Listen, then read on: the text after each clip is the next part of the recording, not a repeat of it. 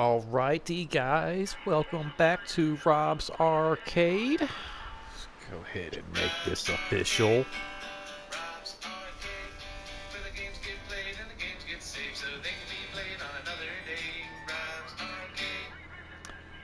We are hanging out here today in Rob's Arcade for the Monday show. Thank you so much for coming back, guys. This is part 2 of the Monday show.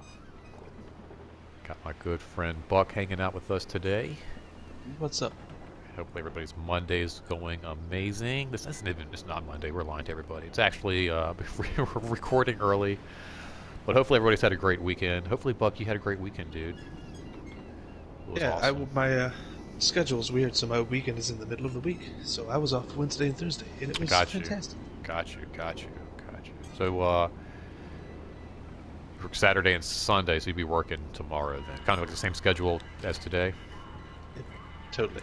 Okay. Well, that's awesome. Like, a lot of people don't like that stuff, but I think as long as you get 2 days off in a row, it's like, it's like you can get your stuff done, and at a certain age, man, it's like a weekend's a weekend, no matter when it is, Right, and it's weekdays, so like stuff is open. I can go to the bank, I can do stuff.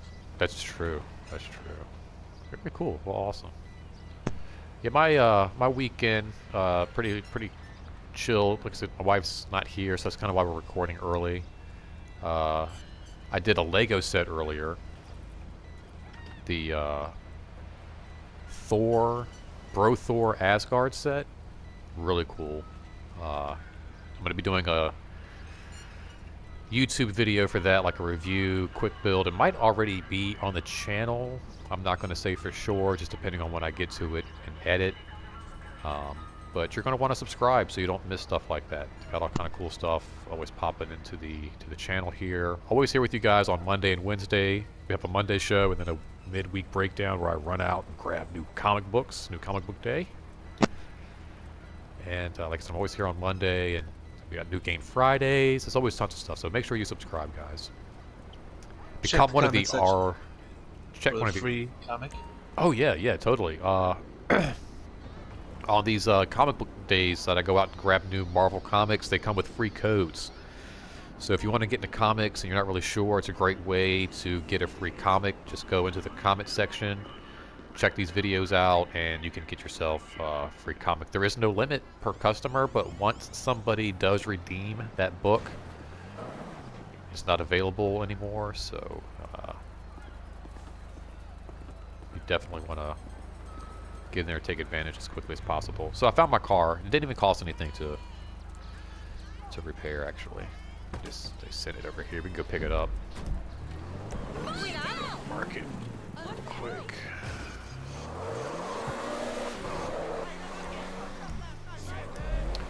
Alright, so like I said, this is the Monday show, and I'd like to kind of start the week off with you guys, give you something other than schoolwork and homework and real work to think about. And right now, it's actually, kids are probably out of school, so it's probably the last thing on their mind. We've got to get those last days of Christmas shopping in. Can't believe it's already. Did you mark it on the map? Yeah, it's not popping up.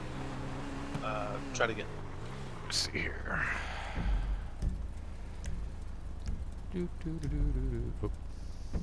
I know what I'm doing.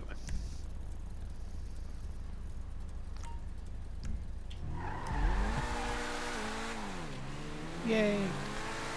But yeah, hopefully getting all your Christmas shopping done. Got those last few days. I still got some stuff to do for sure. But one of the reasons why I'm also recording is going to go see Spider-Man hopefully today. Hopefully you guys got out this weekend, maybe saw Spider-Man. I was going to try to see it Sunday, but we got a birthday party we're doing. And so a friend of mine said he'd be down to go Monday, so I think I can wait till Monday to check this movie out. But speaking of movies, Buck and I were talking about just racist movies that we kind of discovered that wouldn't kind of fly today, that were made back in like the 80s and 90s. Oh, you could probably fly up that ramp. That was and it kind of came about when I was watching it, 48 Hours a couple weeks ago by myself. I was just like, man, this is really uncomfortable watching Nick Nolte go in on Eddie Murphy for 45 minutes. Called him the N-word and all kinds of other stuff. But got me thinking about some other racist movies that I remember growing up from as a kid. And I think we left off. I was talking about Teen Wolf. Yes. Up until that moment, it had kind of been like one of the most racist movies I'd ever seen, just because of, like I said, the breakdancing greeting between Teen Wolf and the young black kid who goes to that school. Like, the only black kid who goes to that school, and we finally see this young gentleman. The only way he can communicate with the Teen Wolf is by doing a little breakdance. Yeah. Which, you know, I mean, like, I kind of feel like I was talking about this actually with my cousin, and, you know, it's like one of those things that, yeah, you know, you don't really think about, but it's like these young black actors, it's almost like, you know, sometimes back in the 80s and 90s, like, that was your thing. Like, you might not have really been needed for a movie unless you were like, you could play the saxophone, and they needed like a jazz musician, or they needed a break dancer or a tap dancer. And so you couldn't just be probably like a young black actor. You probably had to have like some kind of a craft or some kind of a thing that you did, you know, to make you stand out. Yeah, which is kind of like, you know, degrading in itself. But then, like, to think about, like, oh, this young guy's probably thinking, like, oh man, I'm gonna be reading against Michael J. Fox, and then he gets there, and like that's his big moment is this like breakdance thing. So, but yeah, he probably came home and like punched the wall. Man, bullshit. It's my big chance, and they got me breakdancing in the goddamn hallway. Classically trained. I went to Juilliard.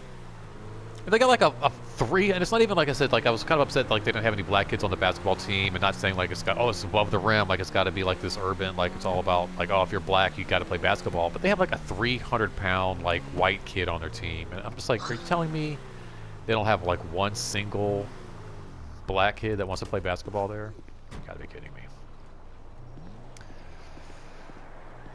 But yeah, Michael J. Fox, I love him, but yeah, a couple of his movies were kind of messed up. And we're gonna talk a little bit about have a good time. Back to the Future and some other ones here here in a moment. Your car looks really pretty under the lights, man. But one that I didn't really think about, and like I said, I kind of discovered 48 Hours by myself and Teen Wolf by myself, just kind of like watching these movies. You know, like, I don't think I'd seen 48 Hours, dude, since Nintendo had, like, 2 freaking buttons. You know? Like, seriously. It's like, just, I hadn't seen that movie in forever. VHS days, for sure. I'm gonna have me a little drink here real quick. Yeah, hit up the ATM, get some cash. So, oh, yeah, true. So, one that was pointed out to me, which is another favorite growing up, like, I mentioned, you know,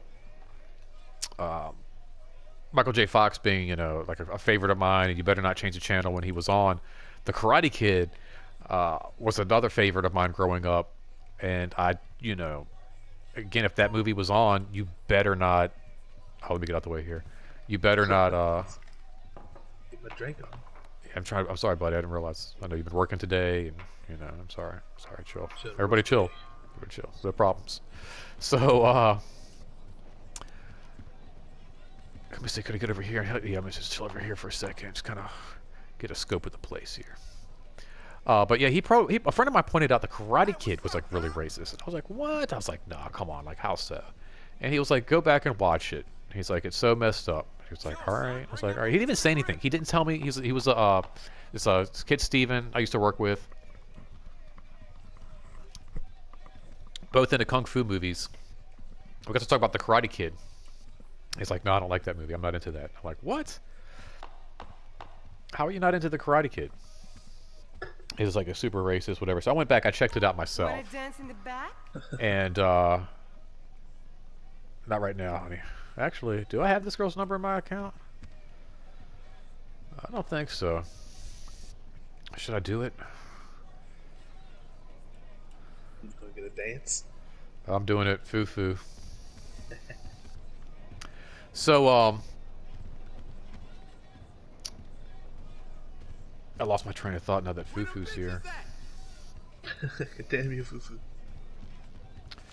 Oh, but yeah, so anyway, I go back and I watch this movie, Karate Kid. You know, I've got it on DVD. I've got all the Karate Kids on DVD. And like I said, he didn't say anything. He didn't uh, make any like comments on like, you know, what I should look for or anything like that at all. So I'm watching it, and I did start to kind of like think about like, well, all right. So I'm looking at all the characters. I'm kind of analyzing this movie again, probably sitting there smoking or whatever, and I'm like,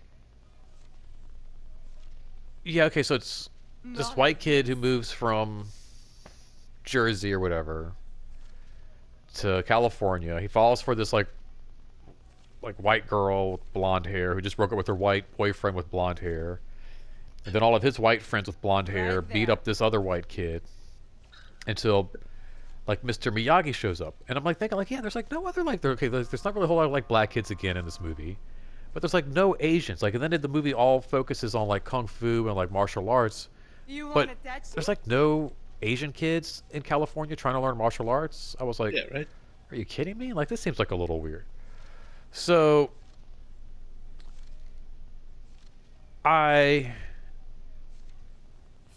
then again kind of said the same thing with like once you do see like a black kid in Teen Wolf, the same thing like when you finally do see the Asian guy in Karate Kid, it's Mr. Miyagi, and you know what's his Pat Moriarty? I have to fuck up butcher names. Such a white guy over here, but he was like he was such a white guy himself. Like he was on Happy Days. Like I just don't feel like you can get much whiter than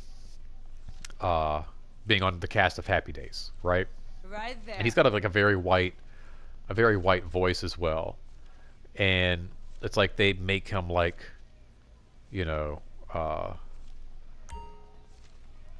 like you know, oh, I mean, those speak a good English and all this kind of stuff, like to sell like the fact that I guess he can do kung fu or whatever. And I'm just like, man, I was like, I don't know, it's just like it was like I felt like yeah, it's kind of fucked up kind of a movie.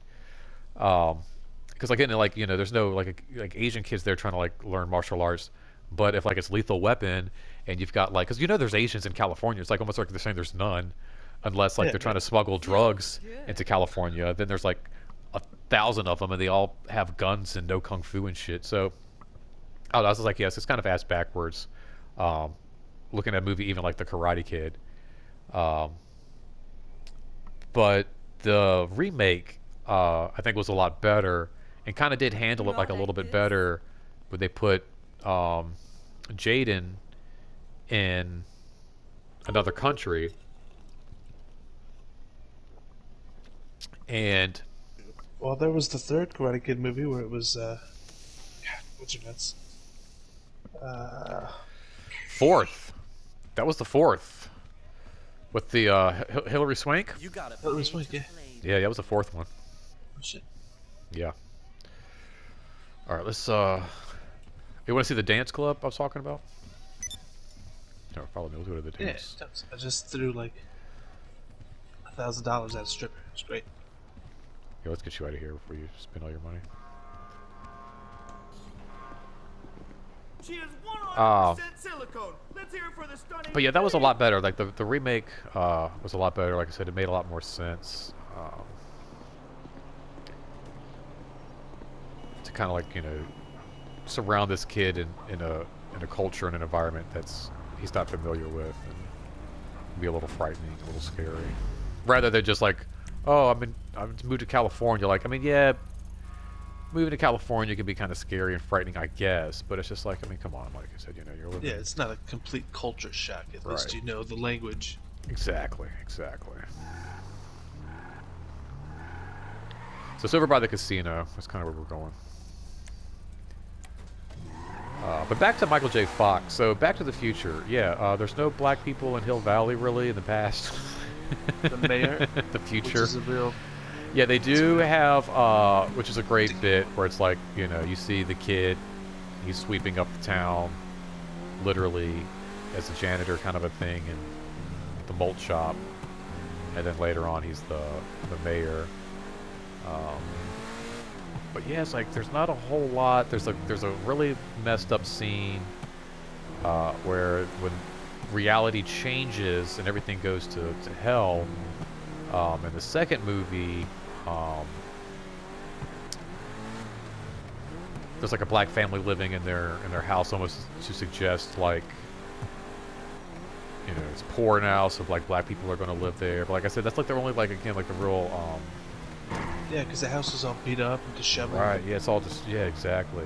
And again, like there's like nothing really going on in the past. It's all like white people in the past, and yeah, like the one mayor. But I think the worst is in the first one where they have basically Michael J. Fox stealing all of Chuck Berry's music. That's just so fucked up. Like, is it the third one where they come out and all the guys are smoking a joint? The guys, oh, we don't want to mess with the reefer heads. that was the second one. I think it was like a or it might have been the first. And I think they did it like in the first and the second because it was like a reshoot. Where am I going? Yeah. Back. It was like a reshoot to the original scene, perhaps. But yeah, it's like they were gonna fight or whatever, and they're like, yeah, we don't want to fight in the reefer hits or whatever like that. So. Even then, the black dudes were like portrayed as these gangster thug Right. beater-upper dudes. Beater-upper, Jesus. And then good old Michael J. Fox comes in and saves the day by writing one of Chuck Berry's greatest hits. I mean, it's just like it was so messed up. The third one with like the Indians again, really just kind of one-sided and messed up. See, actually, I think we got to go up here to go to the club, dance club. I've only been here one time. Don't judge me. You coolie? I'm mad.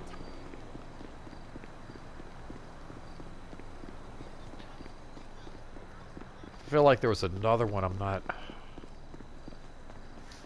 remembering right now. Or another moment maybe in the Michael J. Fox film.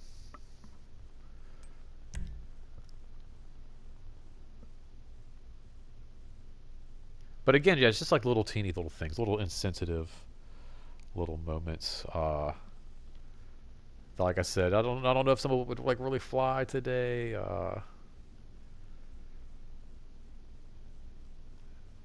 Don't know how much of Hey, welcome.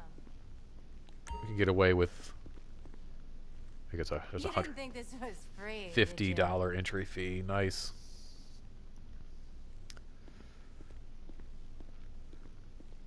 A lot of stuff that, like I said, you just can't get away. Oh, like I said, a lot of this started too with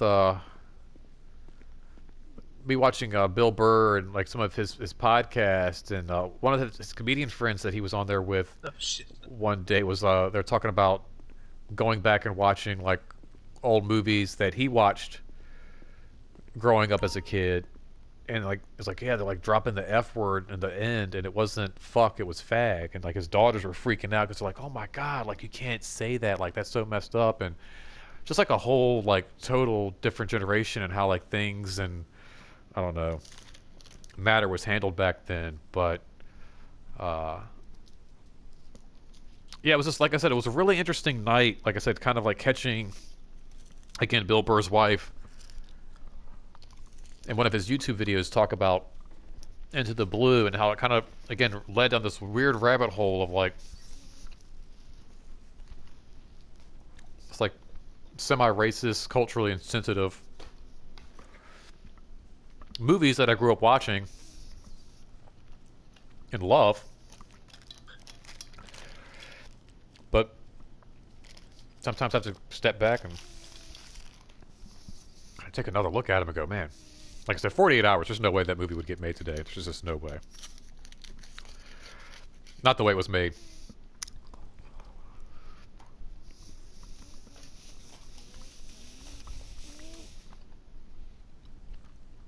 I don't know. Tarantino gets away with it, but I mean, it's kind of like his thing. Yeah. And, And that was something I was thinking about too. That's really interesting. Dude, you brought that up. Wow.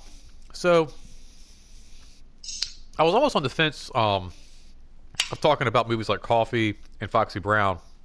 These like black exploitation films. Because some of them were filmed by like black writers and directors. But I think Coffee and like a lot of the Foxy Brown films were made by this white guy. And yeah, he's basically just like making money off of these like grindhouse types of films.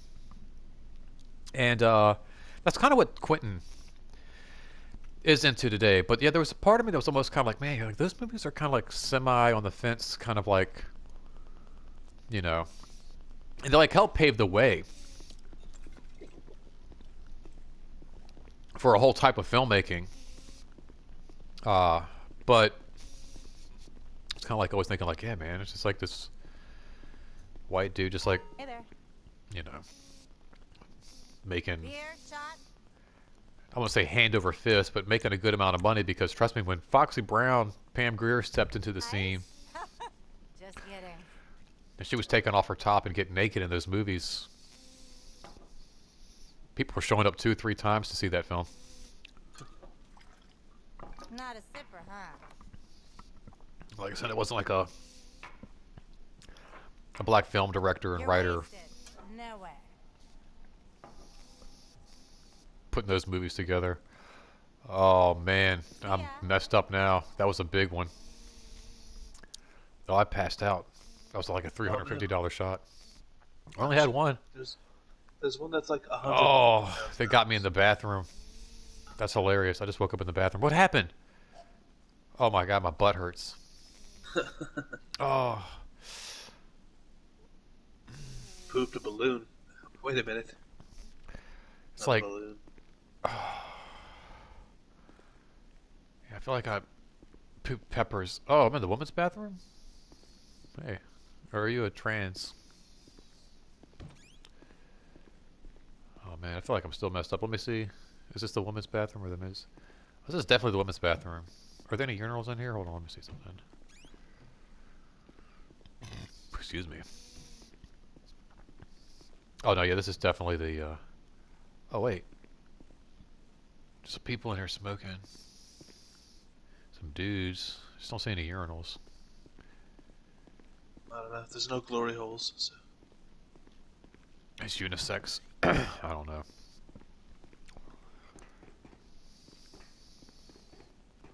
But that was also something too, like talking about like elevators. It's through here. Oh wow, here we go. I want to get down there, get on the dance floor, and you can dance around. But there was I think it was one of the I think maybe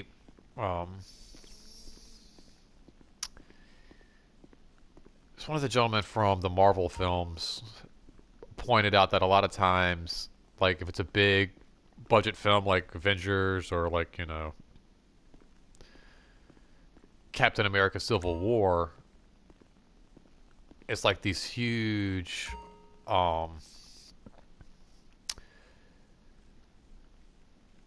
crews, but there's not like a whole lot of diversity. Whereas if they're making like Black Panther or Shang-Chi or whatever that race or nationality might pertain to, that's typically it's going to be like throughout the whole cast, like in the crew, and like that's what you're going to see. Like Shang-Chi, it's all like a Asian crew and cast, but you won't see those same people on like the Avengers crew and cast. And so it's kind of like this really fucked up, kind of like one-sided thing, even behind the movie making nowadays too, where you know they're not going to give. It's R4 telling about time to wrap up. They're not going to give, you know, perhaps this Asian director a shot unless it's a like an Asian film. You know, like he's not going to get a chance to direct Avengers. This black director is not going to get a chance to direct Avengers or some other film unless it's Black Panther. And so it's, I don't know, it's just kind of Kind of fucked up. We've come a long way, but yet we haven't really come a long way. But it would be interesting to see, like I said, like we couldn't watch Clooney go in on Kevin Hart for an hour and a half. But it would be fun to see Kevin Hart call Clooney honky for an hour and 15 minutes. And they'd be like, man, I was just playing. Come on, let's go solve that case, man. Come on. Shut up, cracker. Uh-huh. Come on, you white bitch. Move your fucking ass. Let's go, honky. But speaking of let's go, honky, I'm about to go ahead and wrap this episode up. Guys, I hope you enjoyed just this trip down memory lane and all the 80s racist movies I grew up with. Let me know what you thought about this video down in the comment section below. Go ahead, subscribe if you're not a subscriber so you don't miss any future episodes. Give me a thumbs up, thumbs down. And remember, guys, this isn't goodbye. It's simply to be continued. And until next time, don't spend that quarter anywhere else. Thanks for hanging out in Rob's Arcade. Thanks for hanging out with me, Buck. Yeah, man. Anytime. Hope you guys enjoy the rest of your Monday. Enjoy the rest of your week. And I'd like to leave you guys with something to do throughout the week. Something you normally don't do. Get outside your box a little bit. Try something new, a new activity. Dance. Dance, guys. Get out there, dance. Dance in the kitchen. Dance down the hall. Dance on your way to work. Dance in the grocery store. Just get out there and dance, guys. All right. Till next time, guys. Thanks for hanging out. Later.